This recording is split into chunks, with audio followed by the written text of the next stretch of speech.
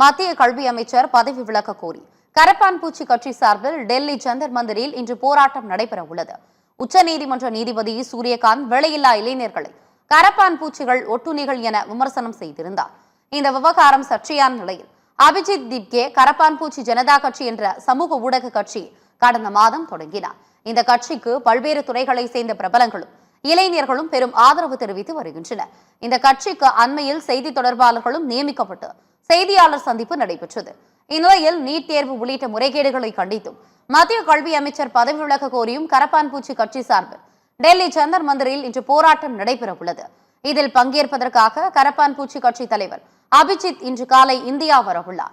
ஜந்தர் மந்தர் போராட்டத்திற்கு கரப்பான்பூச்சி கட்சி அனுமதி பெறவில்லை என டெல்லி போலீசார் தெரிவித்துள்ளதால் திட்டமிட்டபடி போராட்டம் நடைபெறுமா என சந்தேகம் எழுந்துள்ளது. மேலும் போராட்டம் மற்றும் அபிஜித் வருகையால் ஆயிரக்கணக்கான டெல்லியில் போலீசார் குவிக்கப்பட்டுள்ளதால் தலைநகரில் பரபரப்பான சூழல் காணப்படுகிறது.